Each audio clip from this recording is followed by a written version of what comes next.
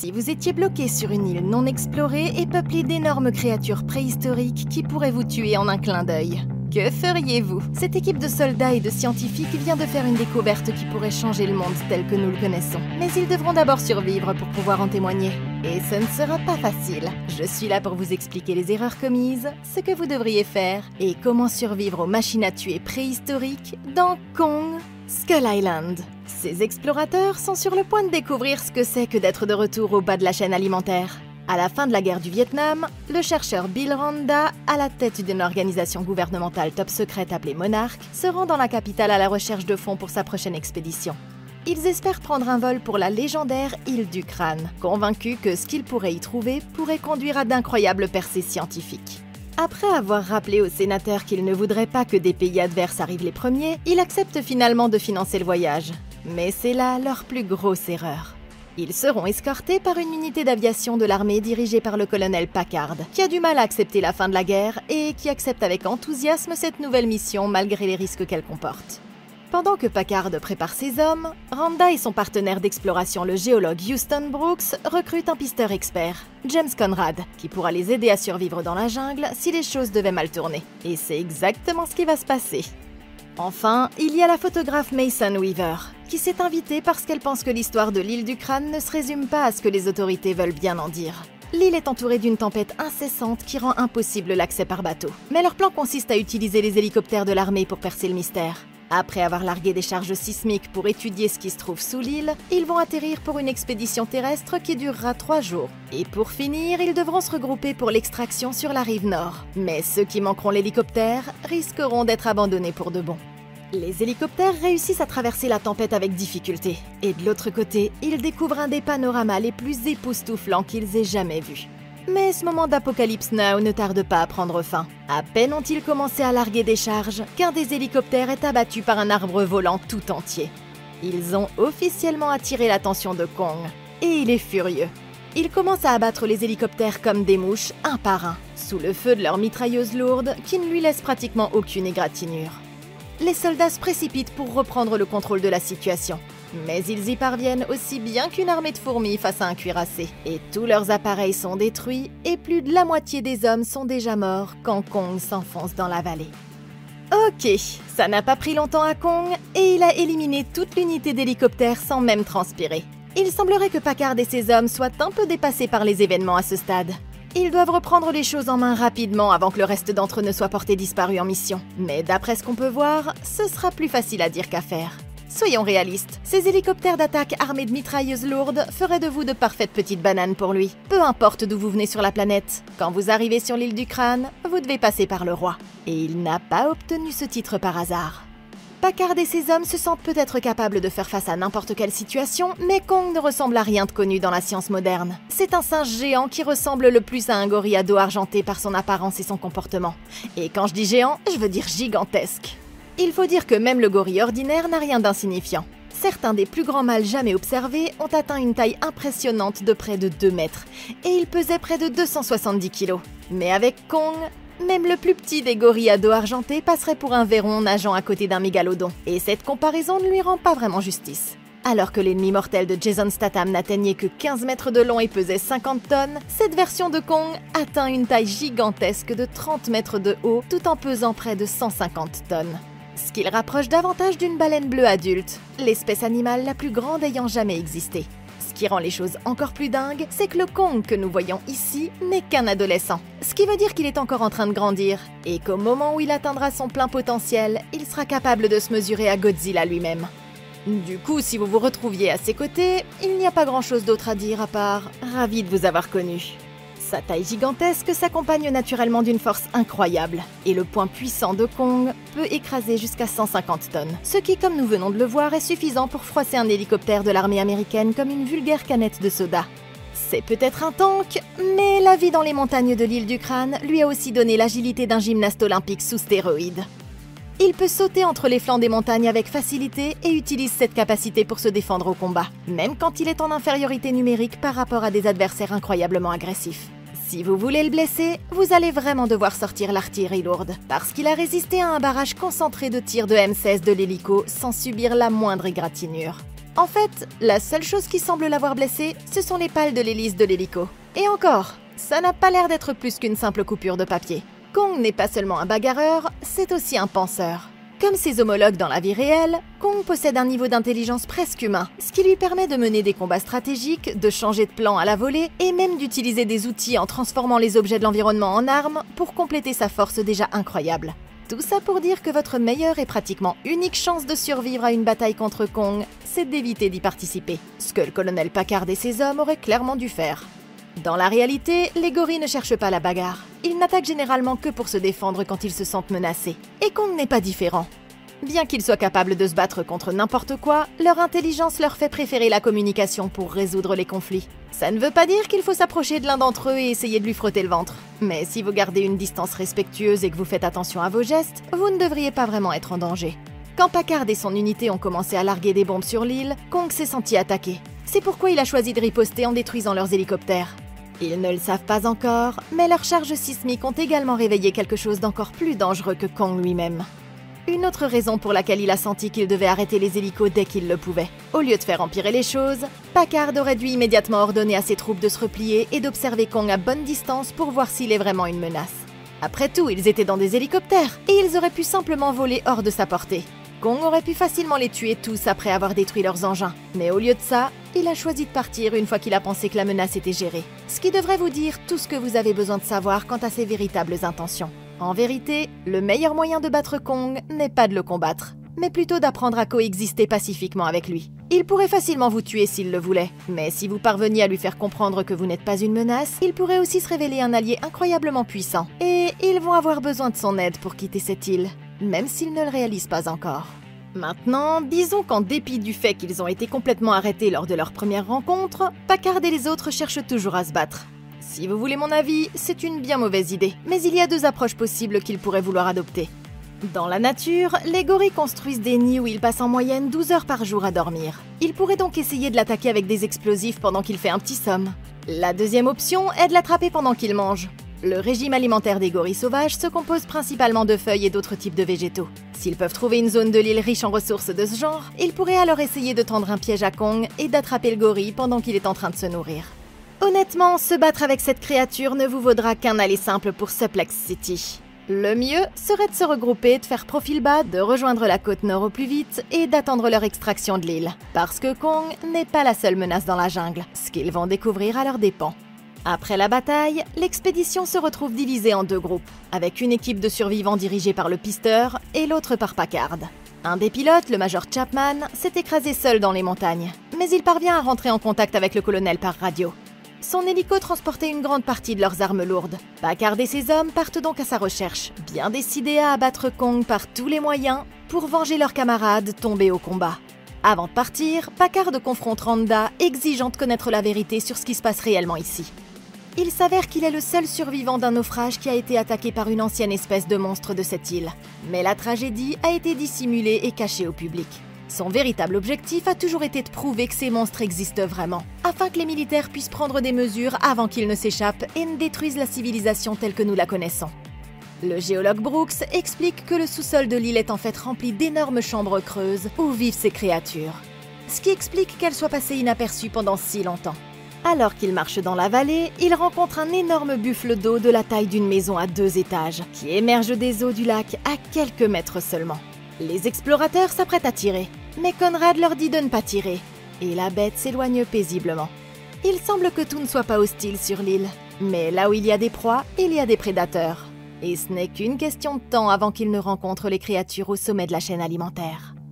Alors que l'équipe de Packard se faufile dans une forêt de bambous, l'un d'entre eux est tout à coup empalé par un énorme rondin, qui est en réalité la patte d'un arachnide géant qui errait là, et qui se met à les chasser pour se nourrir. Les hommes ouvrent immédiatement le feu avec leurs mitrailleuses, mais l'arachnide élance ses tentacules dégoûtants en forme de ventouse et commence à tirer l'un d'entre eux vers ses mâchoires. Incapable de tirer à vue, ils commencent à couper les jambes de la créature avec leurs machettes, et le soldat parvient à se libérer avec son couteau juste à temps. Ils ouvrent à nouveau le feu sur la créature et parviennent à l'abattre cette fois-ci, et Packard l'achève avec son arme de poing. La rencontre est terrifiante, et pour les soldats, il commence à être évident qu'ils ne s'en sortiront pas tous vivants. Ok, ça c'était de la folie. Kong est déjà assez impressionnant, mais nous venons d'avoir un premier aperçu de deux autres espèces de mégafaunes vivant sur l'île, l'une étant une proie et l'autre un prédateur. Oui, parce que tout ce qui vit ici ne veut pas vous dévorer, mais certains d'entre eux le voudraient sans aucun doute. Prenons donc le temps d'examiner chaque rencontre et de voir quelle stratégie nous pourrions mettre en place pour augmenter nos chances de survie à l'avenir. Le premier groupe a eu de la chance. Il a rencontré une espèce géante d'herbivore, le Scare Buffalo. Malgré sa taille, le groupe ne s'est rendu compte de sa présence que lorsqu'il s'est retrouvé juste devant lui, parce qu'il a évolué de manière à se fondre dans son environnement, ce sur quoi nous reviendrons dans une minute.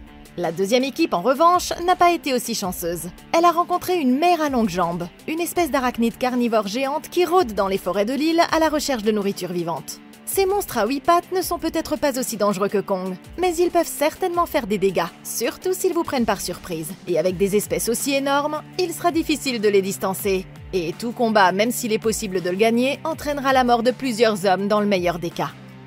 La chose la plus importante à noter ici, c'est ce que toutes ces créatures ont en commun, et c'est leur technique de camouflage très élaborée. Maintenant, dans le monde naturel, le camouflage est un mécanisme de défense utilisé par les animaux pour se fondre dans leur environnement. Soit dans le but de ne pas être repérés par des prédateurs comme le buffle, soit pour prendre le dessus sur des proies peu méfiantes comme l'araignée. Le camouflage ne se limite pas à l'aspect visuel. Certaines espèces choisissent également de dissimuler leur odeur, puisque l'odorat est l'un des sens les plus aiguisés chez les prédateurs et les proies. Les survivants devraient s'inspirer de ces espèces et utiliser le camouflage pour se rendre plus difficile à détecter. Ils pourraient essayer de se rouler dans la boue, ce qui les aiderait non seulement à se fondre visuellement dans leur environnement naturel, mais masquerait également leur odeur. Pour plus de créativité, ils pourraient même essayer de se couvrir du sang et des viscères de la mère à longues jambes morte, parce que sentir l'odeur d'un prédateur est une excellente stratégie pour tenir les autres prédateurs à l'écart. Les mères à longues jambes sont des arachnides, et la plupart d'entre elles ont une vue assez réduite. Elles se contentent de sentir les mouvements de leur proie grâce à leur sens accru du toucher. Si le groupe en rencontre une, il doit éviter de faire des mouvements brusques et essayer de lancer un caillou ou une grenade dans la direction opposée afin de distraire la créature et de pouvoir s'enfuir. En cas d'échec, vous pouvez toujours laisser les autres paniquer en premier, vu que la créature sera attirée par leurs mouvements, et du coup vous les utiliserez comme bouclier de viande, pour que vous puissiez vous enfuir de votre côté. La meilleure chose qu'ils puissent faire maintenant, c'est essayer de ne pas se faire repérer. Cette île est un véritable piège mortel que le temps a oublié. Mais s'ils se déplacent prudemment et évitent d'attirer trop l'attention sur eux, ils pourront peut-être atteindre la côte nord en un seul morceau. Un peu plus tard, le groupe de Conrad découvre ces structures de pierre en ruine avec d'étranges marques jaunes sur toutes les parois. Avant même qu'ils ne se rendent compte de ce qui se prépare, un groupe de guerriers locaux apparaît et les encercle rapidement, ce qui conduit à un face-à-face tendu qui pourrait devenir mortel à tout moment. Jusqu'à ce que tout à coup, un Américain qui ressemble à Tom Hanks dans Seul au monde arrive en courant pour calmer les choses. Il s'agit du lieutenant Hank Marlowe, un pilote qui s'est écrasé sur l'île lors d'une bataille il y a près de 30 ans, et qui vit depuis parmi les Iwis. Heureux de retrouver enfin des compatriotes, il leur explique que Kong n'est pas la seule créature dangereuse de l'île, et il les invite à le suivre pour se mettre à l'abri avant la tombée de la nuit, à moins qu'ils ne veuillent rencontrer les autres. Pendant ce temps, Chapman attend toujours d'être secouru, et il décide de descendre à la rivière pour remplir sa gourde, sans se douter que la mort subite le guette juste sous la surface de l'eau. Il est en train de laver le sang de son visage, quand tout à coup, Kong surgit de derrière la montagne et marche droit vers lui, ce qui oblige Chapman à se cacher derrière un rocher à proximité.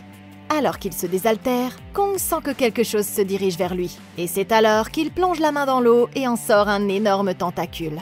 C'est un calmar géant, assez gros pour abattre un porte-avions entier, mais Kong le déchire facilement membre par membre et commence à engloutir ses bras comme s'il était en train de savourer un bol de spaghettis sans fin dans un Olive Garden, et que sur l'île du Crâne aussi, quand vous êtes ici, vous êtes de la famille. Sous le regard de Chapman, Kong emporte le reste de la créature comme en cas pour plus tard, laissant l'homme indemne. Mais il y a des choses encore pires qu'un calmar géant, et elles ne tarderont pas à venir le chercher. Ok, Chapman l'a échappé belle. Quelques secondes de plus au bord de la rivière, et Carlo Tentacule l'aurait bouffé au déjeuner. Il a eu beaucoup de chance que Kong arrive au bon moment, sinon il aurait été en route pour le coffre de Davy Jones. Ce qui me donne une idée. Il y a un dicton qui dit que l'ennemi de mon ennemi est mon ami. Et c'est exactement l'approche que nous devons adopter. À présent, il est parfaitement clair que l'île est remplie de créatures incroyablement mortelles. Mais Kong, ici présent, semble pouvoir s'occuper d'à peu près n'importe laquelle d'entre elles avec une relative facilité. La plupart de ces créatures veulent probablement rester à l'écart de son chemin. C'est donc une bonne idée de le suivre discrètement tant qu'il va dans la bonne direction, l'utilisant essentiellement comme bouclier de viande géant pour éloigner les plus gros prédateurs.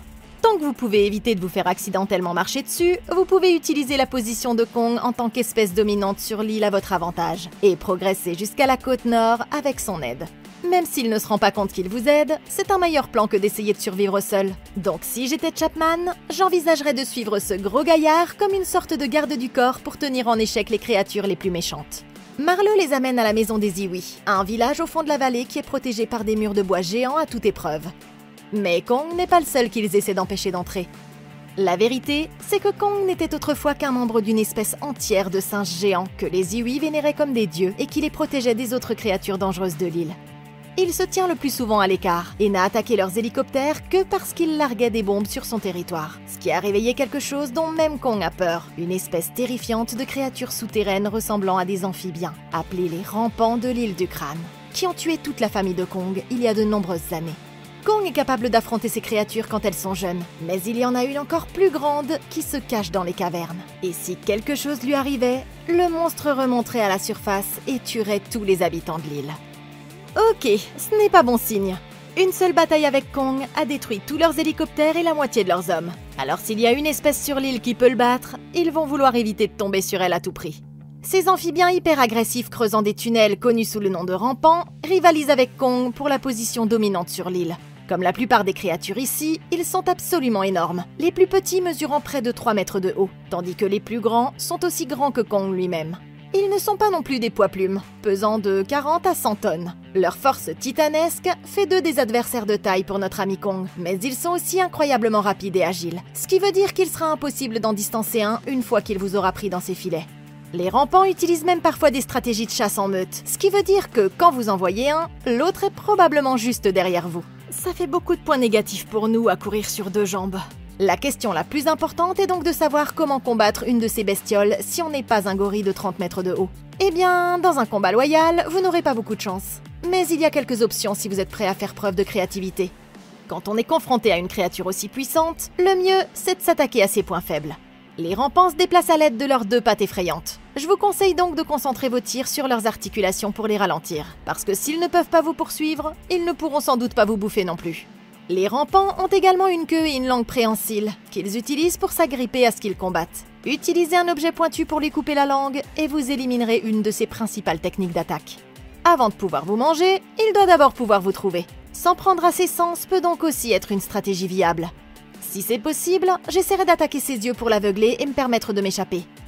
Comme certaines espèces de serpents, ils utilisent aussi les fosses situées à l'avant de leur museau pour détecter les radiations thermiques infrarouges quand ils chassent leur proie. En endommageant ces cavités avec des armes à feu ou des explosifs, les créatures pourraient donc avoir plus de mal à vous suivre. La meilleure solution consiste à les éliminer avant même que le combat ne commence. Nous savons que les rampants creusent leur terrier dans les tunnels sous l'île. Alors si vous condamnez stratégiquement les entrées des tunnels, vous pourrez peut-être les piéger à l'intérieur. Enfin, leur métabolisme exacerbé leur donne un appétit insatiable. Ce qui veut dire que vous pourriez probablement essayer de les piéger en faisant croire à un repas facile, puis en leur tendant une embuscade quand ils passeront à l'action pour vous tuer. Toutefois, en tant que prédateurs rusés, ils seront probablement trop malins pour se laisser prendre au piège. Et c'est ce que nous verrons bientôt. Conrad explique qu'ils essaient d'atteindre la côte nord avant l'arrivée de l'équipe d'extraction, ce qui d'après Marlowe serait impossible à pied. Mais par chance, il pourra peut-être les aider. Son vieux chasseur ne volera peut-être plus jamais, mais ça ne veut pas dire pour autant qu'il ne peut pas flotter. Quand ils ont réalisé qu'ils étaient piégés sur une île pleine de monstres, Marlowe et son ami improbable, un pilote japonais nommé Gunpei, ont décidé qu'au lieu d'essayer de s'entretuer, ils devraient travailler ensemble pour se sortir de là. Et ils ont commencé à réutiliser les pièces de leurs avions pour fabriquer un radeau artisanal. Il a perdu son ami à cause des rampants avant qu'il n'ait pu terminer. Mais maintenant que Conrad et ses hommes sont là, s'ils peuvent l'aider à faire fonctionner le radeau, ils pourront remonter la rivière jusqu'au point d'extraction. Pendant que les autres sont occupés à réparer le bateau, Mason prend des photos des Iwi et de leur village, jusqu'à ce qu'elle entende quelque chose qui attire son attention. À l'extérieur des murs, elle découvre un des buffles d'eau géants qui pleure de détresse après avoir été coincé par un hélicoptère qui s'est écrasé. Bien qu'elle essaie désespérément de l'aider, il n'y a aucun moyen pour elle de déplacer la lourde épave à elle seule. Mais heureusement pour le buffle, il y a quelqu'un qui peut le faire. C'est alors que Kong apparaît et soulève facilement l'hélicoptère, libérant ainsi l'animal. Il n'a pas l'air heureux de voir Mason, mais il se retourne et s'enfonce dans la jungle sans faire de mal. Il a décidé qu'elle ne représentait pas une menace. Packard, quant à lui, est toujours déterminé à abattre Kong. Alors qu'il marche dans la vallée, lui et son groupe remarquent une gigantesque empreinte de main ensanglantée en haut d'une falaise voisine, signe certain que Kong a été blessé lors de leur première rencontre. Il est ravi de voir que la créature peut être blessée, et il redouble d'efforts pour retrouver les armes lourdes et terminer ce qu'il a commencé. Mais certains hommes commencent à se demander si chasser Kong est vraiment la bonne chose à faire. Tous les autres semblent progresser, mais ce pauvre homme, Chapman, est toujours seul, et il commence à penser que son temps est peut-être compté. Il tente de joindre les autres par radio, mais n'y parvient pas. Il est donc bloqué et ignore s'il reverra un jour ses amis. L'homme s'arrête pour faire une pause, quand tout à coup, il se rend compte que le tronc sur lequel il était assis n'est pas du tout un tronc. C'est un insecte géant à 6 pattes qui se dresse pour l'attaquer, et sur lequel il ouvre le feu avec son arme. Les balles ne semblent pas faire grand-chose, mais pour une raison ou une autre, la créature recule brusquement dans la jungle. À première vue, ça semble être une bonne chose, mais en réalité, c'est tout le contraire qui se produit. Il entend alors un gargouillement derrière lui, comme un amphibien géant en chasse, et le temps qu'il se retourne pour regarder, il est déjà trop tard. Un des rampants l'a trouvé avant son unité, et il bondit en avant les mâchoires grandes ouvertes, dévorant le soldat avant même qu'il n'ait le temps de réagir. Ok. Eh bien, ces choses-là sont vraiment brutales. Le pauvre Chapman ne l'a même pas vu venir, mais au moins sa mort a été rapide, ce qui est probablement mieux que d'être attrapé par d'autres créatures qui rôdent sur l'île de l'enfer. Pour être honnête, il n'avait déjà pas beaucoup de chance, mais le fait qu'il ait été une cible facile n'a pas aidé non plus. Il est tombé dans le piège du camouflage, et c'est le bruit qu'il a fait en ouvrant le feu avec son fusil qui l'a conduit à la mort. Maintenant, pour être franche, il aurait été assez difficile de dire que ce tronc était en fait un insecte géant dissimulé. Mais après avoir vu ce qui s'est passé avec Kong et ce calamar géant près de la rivière, la chose la plus intelligente à faire aurait été de toujours rester sur ses gardes jusqu'à ce qu'on soit à des kilomètres de cette île, et de ne jamais se faire surprendre en restant assis à découvert comme si on attendait le bus scolaire. À présent, il devrait être évident que tout ce qui se trouve sur l'île cherche à vous tuer. Vous auriez peut-être pu augmenter vos chances de survie en créant une cachette surplombant le site du crash, monsieur. Comme ça, vous auriez pu éviter les créatures affamées qui seraient venues voir ce qui se passait, mais vous auriez quand même été suffisamment proche pour voir quand la cavalerie se serait pointée. Comme nous l'avons déjà dit, j'aurais essayé de me dissimuler visuellement et olfactivement pour me donner le plus de chances possible d'éviter les prédateurs. Le truc avec les rampants, c'est qu'ils vous chassent aussi en sentant la chaleur de votre corps. Donc la dure réalité, c'est que ce n'était probablement qu'une question de temps avant qu'ils ne finissent par être le repas de l'un d'entre eux. D'autant plus qu'il était tout seul. Cependant, faire tout ce qui est en votre pouvoir pour vous rendre plus difficile à trouver est toujours une bonne chose pour ne pas finir comme Chapman ici présent. Désolé soldat, j'espère que tu auras plus de chance la prochaine fois. Cette nuit-là, Randa prend Packard à part, l'exhortant à se concentrer sur la mise en sécurité de ses hommes au lieu de tuer Kong pour venger les morts. Mais Packard refuse d'abandonner le combat, voyant là une chance de rédemption personnelle après leurs échecs sur les champs de bataille du Vietnam. Il est trop investi pour abandonner maintenant, et cette vendetta ne prendra fin que quand lui ou le singe sera mort. Le lendemain matin, Conrad et son équipe parviennent enfin à faire démarrer le vieux radeau et à mettre le moteur en marche. Marlowe fait des adieux déchirants aux Iwi qui lui ont sauvé la vie il y a tant d'années, et le groupe remonte la rivière, se rapprochant un peu plus de son départ de l'île. Il s'avère que Marlowe a, ou avait, une femme et un fils nouveau-nés aux États-Unis avant d'être abattus.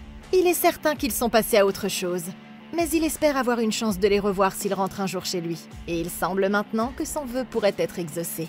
C'est alors qu'ils parviennent enfin à joindre l'équipe de Packard par radio, et ce dernier envoie une fusée éclairante pour qu'il puisse trouver un chemin jusqu'à sa position. Mais bien sûr, tout ce bruit attire une attention non désirée.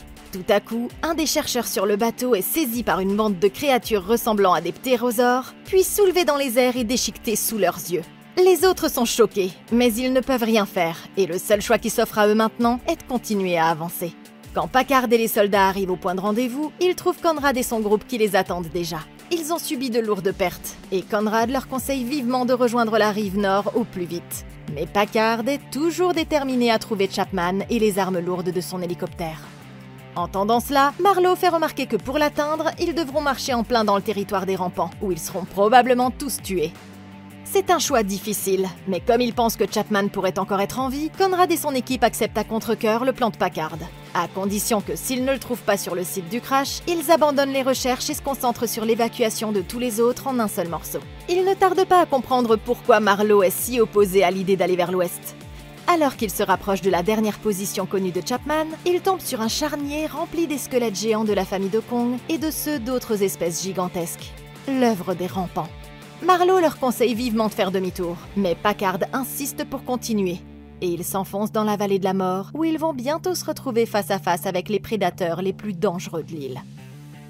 Ok, Packard est officiellement en train de perdre la tête, et il est sur le point de les mener tout droit dans un piège mortel. Il est peut-être l'homme en charge, mais ils devraient tous vraiment écouter Marlowe sur ce coup-là. Après tout, ce type a survécu sur l'île pendant des décennies, et eux ont à peine tenu 2 jours sans être complètement décimés. Il n'est pas paranoïaque quand il dit de faire demi-tour, il est simplement conscient que la traversée de cette vallée est trop risquée. Les milliers d'ossements géants qui s'y trouvent devraient rendre le danger évident. Je veux dire, d'une part, Kong a presque anéanti toute leur unité, donc tout ce qui peut tuer une famille entière de Kong sera capable de leur faire subir le même sort sans la moindre difficulté. Il y a une différence entre la bravoure et la bêtise. Ils sont peut-être à court de temps, mais gagner quelques minutes sur le trajet ne servira à rien si le raccourci se solde par le fait que tout le monde se fait dévorer par des amphibiens mutants à 2 pattes. Au lieu de passer par le cimetière, je suggérerais de trouver un autre chemin ou d'abandonner et de retourner sur nos pas pour trouver un nouveau plan. C'est un choix difficile que de laisser un homme derrière soi, mais ils doivent faire ce qui est le mieux pour la majorité de l'équipe. De plus, s'ils ne quittent pas l'île, personne ne saura jamais ce qu'il y a ici, et toute cette expédition n'aura servi à rien. Il devrait être clair maintenant qu'ils doivent éviter le danger à tout prix, mais ils sont sur le point d'entrer directement dans le repère des rampants, et ça va se passer aussi bien que vous pouvez l'imaginer. Alors qu'ils traversent le cimetière, un des soldats jette une cigarette allumée, enflammant une poche de gaz qui s'élève en une gigantesque boule de feu. Randa essaie de leur dire d'être plus prudents, mais il est déjà trop tard. Au même moment, ils entendent un grognement effrayant provenant de quelque chose de très gros, et Marlowe leur crie de courir tout en se précipitant pour se mettre à l'abri derrière la pile d'os géants. L'explosion a attiré l'attention d'un rampant, et alors qu'ils marchent à leur recherche, ils s'arrêtent pour vomir le crâne et les plaques de Chapman, avant de disparaître aussi vite qu'il était venu. Pensant que la voie est libre, le groupe se remet en route. Mais Randa aperçoit quelque chose dans le reflet de son appareil photo, et une expression de terreur s'empare de son visage. Tout à coup, le rampant plonge sur lui et engloutit l'homme et son équipement avant de disparaître à nouveau. Et maintenant, ils peuvent voir les flashs de l'appareil photo tourner autour d'eux dans le brouillard. Marlowe se prépare à faire un pas de côté juste au moment où la créature charge vers lui, et il lui tranche la jambe avec son katana. La bête le dépasse et commence à dévorer les soldats avec sa longue langue de caméléon. Ils la combattent avec tout ce qu'ils ont, mais le monstre envoie ce type avec un lance-flamme volé à des dizaines de mètres dans les airs, provoquant une explosion qui active un lot de grenades à gaz. Ok, on dirait que Marlowe avait raison après tout. Qui l'aurait cru? Cette chose va tous les tuer s'ils ne trouvent pas un moyen de l'arrêter rapidement, mais ce ne sera pas facile. Elle est plus rapide, plus forte et plus rusée que tout ce qui existe sur cette île à part Kong. Ses sens de prédateur accrus lui donnent un avantage énorme dans ses conditions de faible visibilité. Et pire encore, ils le combattent sur son propre terrain. Ce qui veut dire que survivre à cette bataille va se résumer à de la simple chance autant qu'à de la stratégie. Comme nous l'avons déjà dit, l'un des seuls moyens que je puisse imaginer pour arrêter l'une de ces choses est de porter un coup critique à l'un de ses points faibles. Les survivants devraient coordonner leurs tirs pour viser ses articulations afin de réduire sa mobilité, ou ses yeux et ses puits de détection thermique pour contrer certains de ses principaux sens de détection.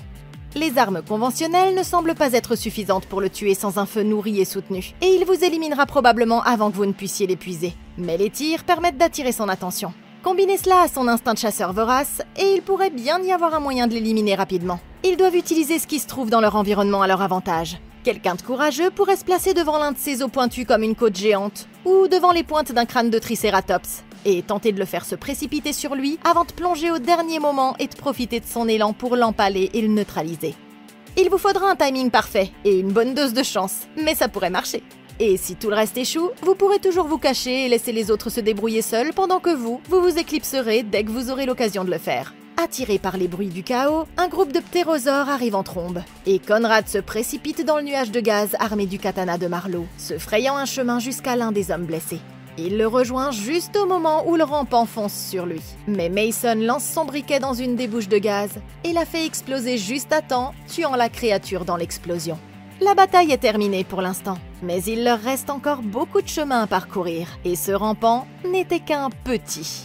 Après le combat, Conrad révèle que l'homme qu'il recherche est mort, mais Packard affirme que ça n'a pas d'importance, toujours déterminé à trouver les armes et à tuer Kong. Marlowe et les autres en ont officiellement assez, et la situation devient rapidement tendue. Ils décident donc que Conrad ramènera les civils au bateau, pendant que Packard et ses hommes iront chercher les explosifs. Les soldats finissent par arriver sur le site du crash et commencent à préparer leur piège alors que la nuit tombe sur la jungle. Pendant ce temps, Conrad et son groupe ont du mal à retrouver leur chemin. Du coup, Mason et lui partent en repérage sur les hauteurs. Quand ils atteignent une falaise surplombant la rivière, Kong surgit tout à coup du brouillard et se tient à hauteur des yeux des deux explorateurs. Ils sont d'abord terrifiés, mais après un moment de tension, Mason s'avance et pose doucement sa main sur le museau de Kong, créant ainsi un lien d'amitié avec l'énorme bête. Il est clair qu'il n'a jamais voulu leur faire de mal, mais à ce moment-là, les soldats déclenchent plusieurs grandes explosions pour l'attirer, et Kong se tourne vers eux avec un rugissement de colère. Pendant que Conrad, Mason et Marlowe se précipitent pour arrêter les autres avant qu'il ne soit trop tard, les soldats maintiennent leur position alors que Kong se précipite sur eux. À la dernière seconde, Packard jette une torche allumée dans le lac, déclenchant une mare de napalm qui engloutit Kong dans les flammes. Pendant un instant, il semble que leur piège ait fonctionné, mais ce n'est pas encore suffisant pour l'arrêter, et Kong leur renvoie les flammes avant de s'effondrer victime de ses blessures à quelques mètres de là. Une fois Kong à terre, Packard ordonne à ses hommes de l'achever avec les charges explosives. Mais c'est alors que Conrad et les autres arrivent juste à temps pour leur intimer l'ordre d'arrêter. L'un après l'autre, ses hommes commencent à se retourner contre lui, réalisant que Conrad a raison et que Kong n'aurait jamais été une menace s'il ne l'avait pas provoqué en premier. Mais il y a des choses sur l'île dont il devrait avoir peur, et la pire de toutes est sur le point d'apparaître. Tout à coup, une explosion retentit dans l'eau, et le rampant Alpha émerge du marais attiré par les bruits du combat. Ils n'ont aucune chance contre cette chose, et les soldats s'enfuient tous rapidement pour sauver leur vie. Mais Packard refuse d'abandonner. Alors qu'il se retourne pour déclencher les explosifs, Kong se réveille et écrase instantanément Packard d'un seul coup de poing énorme. Le colonel Fou est enfin arrêté, mais ils ont maintenant un ennemi encore plus mortel à affronter. Ok, on dirait que le vieux capitaine Achab a finalement eu ce qu'il méritait. Vous ne pourrez pas dire que personne n'avait essayé de l'avertir, mais il était trop aveuglé par la vengeance pour voir la situation dans son ensemble. Se faire tuer aurait été une chose, mais en blessant Kong, il a réveillé le prédateur le plus dangereux de tous, et maintenant, il se pourrait qu'ils soient tous foutus. Colonel Packard, vous avez merdé. Pour être honnête, je ne peux pas dire que tout ce désastre est entièrement de votre faute, mais vous avez certainement joué un rôle énorme. Dès le début, vous auriez dû ordonner à vos hommes de se replier quand vous vous faisiez botter le cul par le plus grand gorille que le monde ait jamais vu.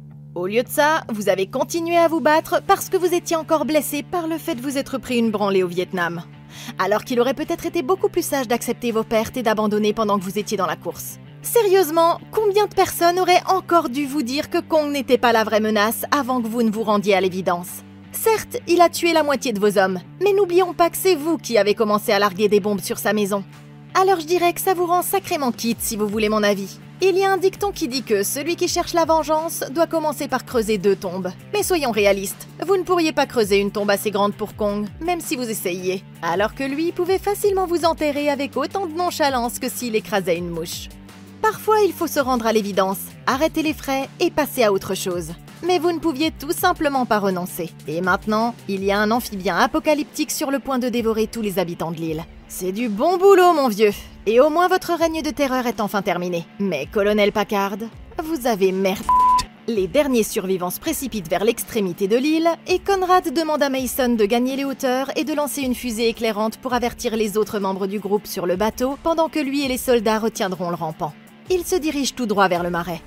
C'est alors que le soldat Cole décide qu'il en a assez de courir et il veut rester en arrière. Il sort 2 grenades de sa ceinture, prêt à se sacrifier pour que les autres puissent s'échapper. Mais au lieu de tomber dans le piège, le rampant le frappe avec sa queue, l'envoyant voler sur le flanc de la falaise. Le monstre se rapproche des soldats, mais Kong arrive juste à temps. Il saute de la falaise et frappe la créature à la tête avec un énorme rocher, avec une telle puissance qu'il explose en petits cailloux. Les hommes courent pour sauver leur vie, tandis que les 2 titans s'affrontent dans un combat à mort. S'emparant d'un arbre, Kong se sert du tronc comme d'une massue et le brise en 2 sur la tête de la créature. Mais celle-ci le précipite dans une épave toute proche et le piège au passage dans les lourdes chaînes de l'ancre. Mason atteint le sommet de la falaise et lance sa fusée éclairante, alertant les autres survivants du bateau qui ouvrent le feu sur le monstre avec leurs canons anti-aériens, détournant son attention de Kong. Distrait par l'assaut, le rampant se retourne et se précipite vers eux. Mais Kong surgit de l'épave et commence à l'attaquer en utilisant l'hélice du navire comme un énorme fléau. Il jette la bête par-dessus son épaule, la plaquant au sol avant de la jeter contre le flanc de la montagne. Mais l'impact fait tomber Mason de la falaise et elle tombe inconsciente dans l'eau trouble en contrebas. Voyant sa nouvelle amie en danger, Kong tend la main et la sort de l'eau. Mais le rampant attaque à nouveau, attirant son poing entier avec Mason toujours serré à l'intérieur, directement vers ses mâchoires. Furieux, Kong rassemble ses forces et retire son bras, emportant avec lui les entrailles de la créature qui meurt enfin. Et le combat est terminé. Kong dépose doucement Mason sur le sol avant de retourner dans la jungle, ayant conclu une trêve difficile avec les humains tant qu'ils cessent de larguer des bombes sur sa maison. Les survivants prennent leur bateau pour se rendre au point d'extraction juste au moment où les hélicoptères arrivent, et Kong se frappe la poitrine en poussant un énorme rugissement pour montrer qu'il est toujours le roi de son île. De retour aux États-Unis, Marlowe peut enfin retrouver sa famille. Mais pour Conrad et Mason, le gouvernement a d'autres projets. Ils sont emmenés dans les installations secrètes de Monarch, où Brooks leur révèle que Kong n'était qu'un des nombreux titans qui, comme lui, vivent sous la Terre, et qu'ils doivent commencer à se préparer à la prochaine rencontre de l'humanité avec l'une ou l'autre de ces anciennes divinités qui s'élèvera à son tour. Mais qu'en pensez-vous? C'était assez effrayant, non? Si on vous demandait d'aller sur une île au milieu de nulle part et que dès l'atterrissage les choses tournaient mal et qu'il y avait des monstres géants, vous vous cacheriez ou vous vous battriez? Moi, je sais ce que je ferais. Dites-moi dans les commentaires ci-dessous ce que vous feriez. Merci beaucoup d'avoir regardé. Laissez un like, abonnez-vous et consultez la playlist de Comment Battre pour d'autres vidéos comme celle-ci. Nous, on se retrouve dans la prochaine vidéo. Et d'ici là, passez une excellente journée!